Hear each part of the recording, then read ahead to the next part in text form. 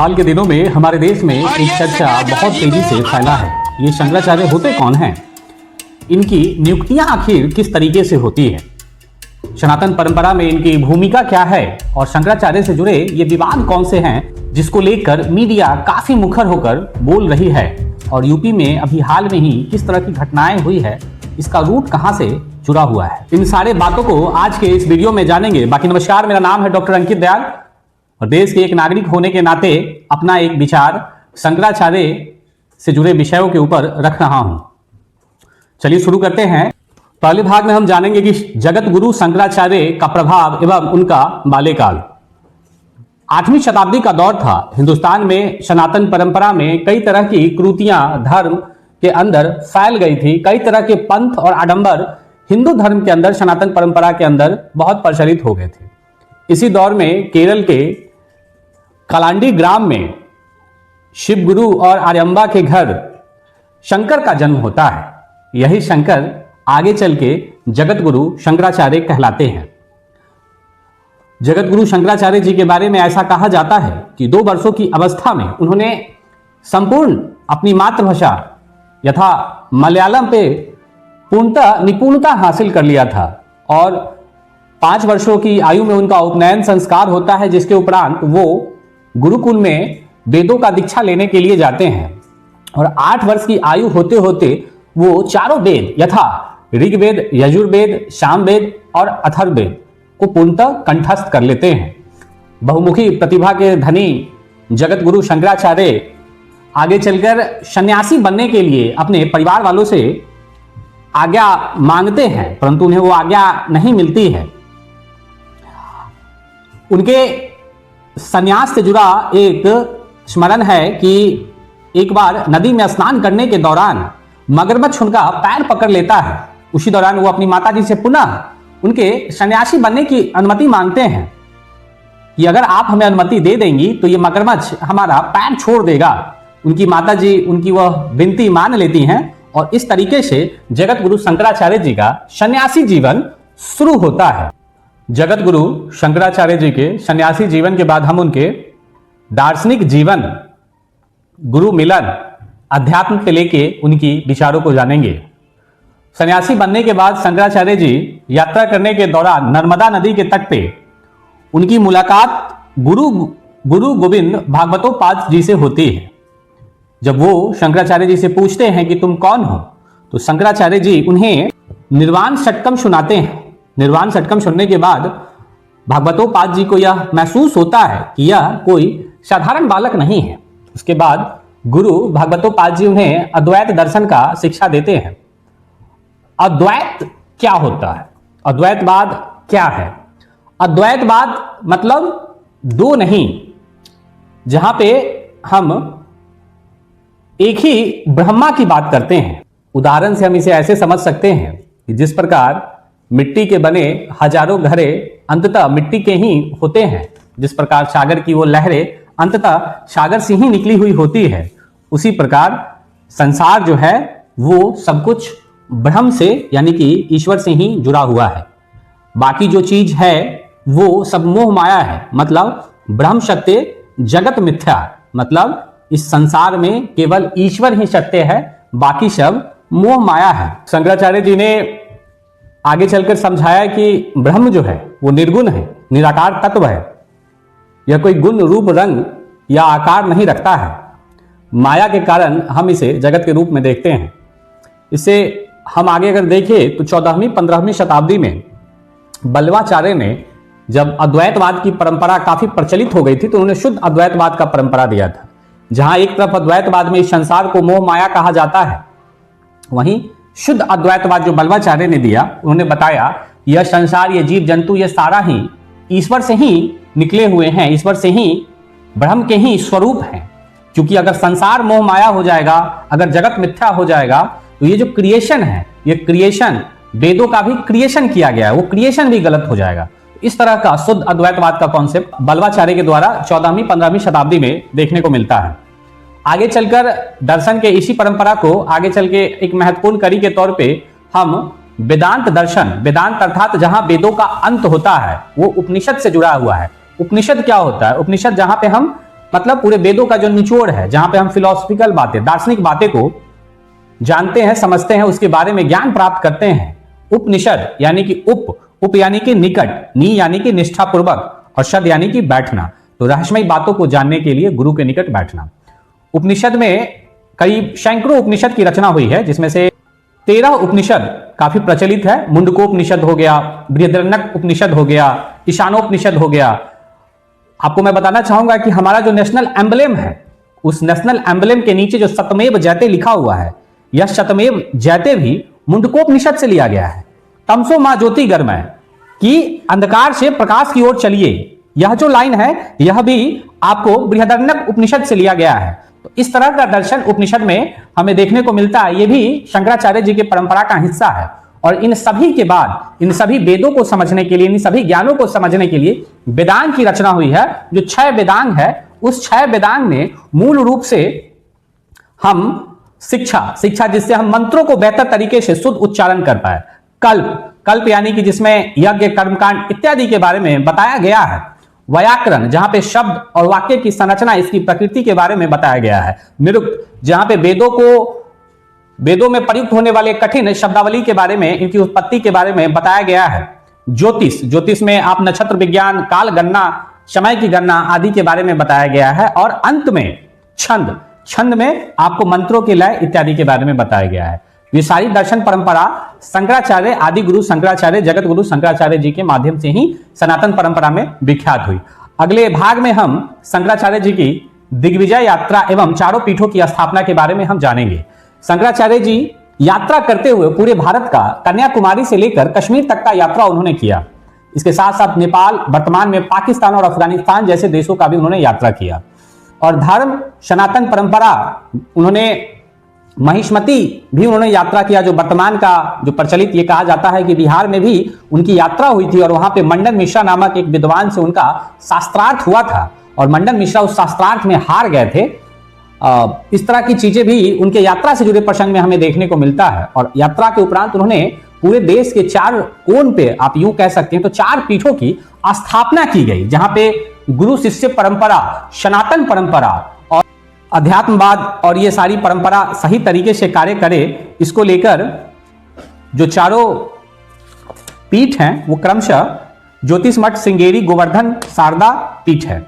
ज्योतिष मठ पीठ जो है वो वर्तमान में उत्तराखंड के बद्रीनाथ में स्थित है। और इस पीठ में जो सन्यासी संन्यास ग्रहण करते हैं, उनके नाम के अंत में गिरि पर्वत जैसे उपनाम के विशेषण लगाए जाते हैं। और ज्योतिष मठ पीठ के जो पहले मठाधीश थे वो त्रोटकाचार्य थे। त्रोटकाचार्य शंकराचार्य जी के ही शुरुआती शिष्य में गिनती आते हैं। और इसके हाल में ही इसी पीठ को लेकर वर्तमान में स्वामी स्वरूपानंद सरस्वती, जो इसके 44वें मठाधीश थे, जिनकी मृत्यु हुई थी। और इसी ज्योतिष मठ पीठ जो है, जिसको लेकर विवाद है, जिसको लेकर अमुक्तेश्वरानंद जी की चर्चा आप लोग सुनते होंगे। और यह जो पीठ है, यह जो मठ है, यह मठ आपको अथर्ववेद के अंतर्गत इसको रखा गया है। इसके साथ दूसरा महत्वपूर्ण जो मठ है वह श्रृंगेरी मठ। श्रृंगेरी मठ वर्तमान में दक्षिण भारत के कर्नाटक के चिकमंगलुरु जिले में स्थित है। और श्रृंगेरी मठ के सन्यासियों के नाम के उपनाम में सरस्वती, भारती, पूरी जैसे विशेषण लगाए जाते हैं। अहम ब्रह्मास्मि इसी मठ का वाक्य है और इसको यजुर्वेद के अंतर्गत रखा गया है। और इसके पहले मठाधीश सुरेश्वाचार्य थे। सुरेश्वाचार्य जी के बाद वर्तमान में स्वामी भारती कृष्ण तीर्थ इसके शंकराचार्य हैं, जो 36वें मठाधीश हैं। तीसरा जो मठ है वो मठ गोवर्धन मठ है। ये गोवर्धन मठ वर्तमान में उड़ीसा के जगन्नाथपुरी में स्थित है। और इसके अंतर्गत जो संन्यास ग्रहण करते हैं, उनके नाम के आगे वन, अरण्य जैसे विशेषण लगाए जाते हैं। मठ का जो महावाक्य है, प्रज्ञान ब्रह्म इसका महावाक्य है और ऋग्वेद को इसके अंतर्गत रखा गया है। शंकराचार्य के जो प्रथम शिष्य थे पद्मपाद, वही इस मठ के प्रथम मठाधीश बने। और वर्तमान में निश्चलानंद सरस्वती इसके 145वें मठाधीश हैं। और अंत में जो हमारा मठ है, जो चौथा मठ है, वो शारदा मठ है, जो वर्तमान के गुजरात राज्य के द्वारिका में स्थित है। यहाँ पे जो सन्यासी संन्यास ग्रहण करते हैं, उनके नाम के आगे तीर्थ और आश्रम जैसे विशेषण लगाए जाते हैं। और इसका महावाक्य तत्वमसि है। और पहले मठाधीश इसके हस्तामलक पृथ्वीधर थे, जो शंकराचार्य के शुरुआती 4 शिष्यों में एक थे। इनकी भूमिका क्या है सनातन परंपरा में, इन मठाधीशों की, इन शंकराचार्यों की? तो जिस प्रकार आम बोलचाल की भाषा में कहे तो क्रिश्चियन धर्म में पोप की भूमिका है, बौद्ध धर्म में दलाई लामा की भूमिका है, ठीक उसी तरह सनातन परंपरा में इन शंकराचार्यों की भूमिका भी धर्म के महागुरु की भांति है। अगले भाग में हम शंकराचार्य जी की चयन की प्रक्रिया एवं दंडी विधान विधि को जानेंगे। शंकराचार्य बनना निश्चित तौर पर अत्यंत कठिन कार्य है। इसके लिए, इसकी पात्रता हासिल करने के लिए कई तरह के मापदंड है। प्रथम, उस व्यक्ति विशेष को ब्राह्मण होना अति आवश्यक है। दूसरा, उस व्यक्ति को सन्यासी होना अत्यंत आवश्यक है। तीसरा, उसे दंड विधान विधि के तहत, आप देखते होंगे कई बार तस्वीरों में या वीडियो में आपने देखा होगा कि शंकराचार्य और उनके साथ के जो शिष्य होते हैं वो बांस का बना एक दंड लिए रहते हैं। यह दंड प्रतीक है उस दंडी विधान विधि का, जिसके तहत वो बाग्मी बने हैं। दंड धारण वही व्यक्ति करते हैं जो अपने वाणी पे, अपने मन पे और अपने शरीर पे काबू पा लेते हैं, नियंत्रण पा लेते हैं, अपनी इंद्रियों पे नियंत्रण पा लेते हैं, वो इस दंडी को धारण करते हैं। और अंतिम पात्रता के लिए जरूरी है स्वयं का पिंडदान करना। व्यक्ति को जीवित रहते हुए ही स्वयं का पिंडदान करना होता है। इसीलिए आप देखते होंगे जब शंकराचार्य ब्रह्मलीन होते हैं तो इन्हें अग्नि में इनका दाह संस्कार नहीं किया जाता है, क्योंकि वो पिंडदान करते हुए पहले ही इस तरह का दाह संस्कार या पिंडदान की विधि से वो गुजर जाते हैं, तो उन्हें भू समाधि दिया जाता है। आपने देखा होगा कि 11 सितंबर 2022 को शंकराचार्य जब ब्रह्मलीन हुए तो वो भू समाधि लिए थे। तो इस तरह की चीजें हमें शंकराचार्य जी के चयन एवं उनके दंडी विधान प्रक्रिया में देखने को मिलता है। इसके साथ साथ कुछ बातें जो अत्यंत जरूरी है, जो शंकराचार्य बनने के लिए उन्हें चारों वेद एकदम कंठस्थ होने चाहिए। ऋग्वेद, यजुर्वेद, अथर्ववेद, सामवेद, उपनिषद का ज्ञान उन्हें होना चाहिए। इसके साथ साथ शास्त्रार्थ करने की निपुणता उनके अंतर्गत होनी चाहिए। ये सारे पैरामीटर्स, मापदंड एक व्यक्ति को शंकराचार्य बनने के लिए अत्यंत आवश्यक है। अब अगले कड़ी में हम शंकराचार्य से जुड़ा प्रमुख विवाद को देखेंगे। शंकराचार्य से जुड़ा जो विवाद है वो 3 प्रमुख विवाद हाल के दशकों में देखने को मिला है। पहला विवाद आप कह सकते हैं कि राम मंदिर से जुड़ा विवाद है। जब राम मंदिर की प्राण प्रतिष्ठा 2024 में हो रही थी तो शंकराचार्य जी ने उनका विरोध किया था, क्योंकि उनका तर्क था कि जो मंदिर है वो मंदिर का जो शिखर होता है वो भगवान का सर होता है, मंदिर जो होता है वो भगवान का धड़ होता है, और मंदिर में जो कलश होता है वो भगवान का शिखा होता है। क्योंकि मंदिर निर्माण कार्य पूर्णतः पूरा नहीं हुआ है, इसीलिए वह मंदिर जो है सो उसकी प्राण प्रतिष्ठा सनातन परंपरा के खिलाफ है। दूसरा इससे जुड़ा प्रमुख विवाद अभी हाल में ही माघ मेले के दौरान स्नान करने को लेकर है। और इस स्नान करने के दौरान वो अपनी पालकी से जब 1.25 लाख शिवलिंग को लेके माघ मेले में स्नान करने के लिए जा रहे थे तो प्रशासन के द्वारा उन्हें रोका गया और ये दलील दी गई कि मामला अभी कोर्ट में सब जुडिस है, उन्हें पूर्ण रूप से शंकराचार्य नहीं माना जाएगा। अब ये शंकराचार्य से जुड़ा विवाद क्या है, इसकी रूट को जब आप देखेंगे तो आप पाएंगे कि ये जो ज्योतिष मठ पीठ है उस पीठ में 1941 से पहले 165 वर्षों से भी अधिक समय तक शंकराचार्य का जो पद था वो खाली था और लंबे समय तक यह जो पीठ था वो निष्क्रिय पड़ा रहा। फिर आगे चल के अन्य जो हमारे मठ है, श्रृंगेरी मठ या गोवर्धन मठ, ये सब मठ के मठाधीशों ने मिलकर, शंकराचार्यों ने मिलकर एक नए शंकराचार्य के तौर पे ब्रह्मानंद सरस्वती को 11 मई 1941 को शंकराचार्य के तौर पे नियुक्त किया गया। 20 मई 1953 को स्वामी ब्रह्मानंद सरस्वती के ब्रह्मलीन होने के बाद एक नया विवाद उभर कर सामने आता है, जो आजाद भारत का पहला विवाद यूं कहे तो था, जिसमें यह कहा जाता है कि स्वामी ब्रह्मानंद सरस्वती ने अपने ब्रह्मलीन होने से पहले एक वसीयतनामा तैयार की थी, जिसमें 4 व्यक्ति का नाम था, जो स्वामी शतानंद सरस्वती, द्वारकेशानंद सरस्वती, विष्णुदेवानंद सरस्वती और परमानंद सरस्वती थे। इसी में से कोई एक व्यक्ति आगे शंकराचार्य बनेंगे, लेकिन धर्म संसद ने इसे मान्यता नहीं दिया, क्योंकि उनका मानना है कि शंकराचार्य जी के द्वारा एक निर्धारित मठान्याय महानुशासनम में शंकराचार्य बनने की विधि लिखा गया है, जिसमें वसीयतनामा का कोई जिक्र नहीं है। और यहीं से विवाद शुरू होता है ज्योतिष मठ पीठ के मठाधीश बनने को लेकर, जो विवाद निरंतर आगे कोर्ट में चलता रहता है। और अंततः आप पाएंगे कि 2017 में इलाहाबाद हाईकोर्ट ने 2 पक्ष एक वसीयतनामा से बने मठाधीश और दूसरे परंपरा के हिसाब से बने मठाधीश स्वामी स्वरूपानंद सरस्वती और वासुदेवानंद सरस्वती दोनों को शंकराचार्य मानने से 2017 में हाई कोर्ट इनकार कर देते हैं। 11 सितंबर 2022 को स्वामी स्वरूपानंद सरस्वती जी ब्रह्मलीन हो जाते हैं नरसिंहपुर, जो मध्य प्रदेश में स्थित है।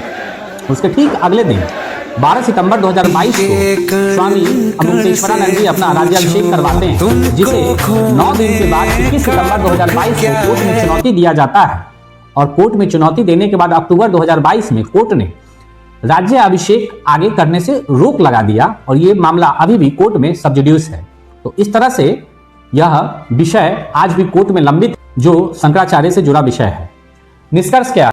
निष्कर्ष यही है कि शंकराचार्य की पद और पदवी सनातन परंपरा के रक्षा के लिए बनाया गया था।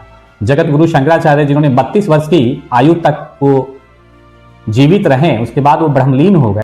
उन्होंने पूरे देश को सनातन परंपरा के एक सूत्र में बांधने के लिए पूरी सनातन को जीर्णोद्धार एक तरीके से उन्होंने किया और उसके माध्यम से इस शंकराचार्य की परिभाषा और शंकराचार्य की जो जिम्मेवारियां हैं, जो उनका कर्तव्य है हिंदू धर्म के उत्थान को लेकर, वो निभाते हैं। लेकिन हाल के वर्षों में ऐसा देखने को मिला है कि न्यायपालिका और प्रशासनिक और संविधान के बाद बने देश के नए स्वरूप ने कहीं ना कहीं दोनों के बीच की दूरी को बढ़ा दिया है। यूं कहें तो सामंजस्य को कहीं ना कहीं प्रभावित किया है। इसीलिए जरूरी है कि एक तरफ संविधान सम्मत हमारा देश के संविधान का भी रक्षा हो, जहां पे न्यायपालिका और प्रशासन भी अपना काम करे, तो वहीं हजारों वर्ष पुरानी हमारी सनातन परंपरा का भी रक्षा हो, जिससे हमारा देश तभी जाकर एक महान देश कहला पाएगा। धन्यवाद।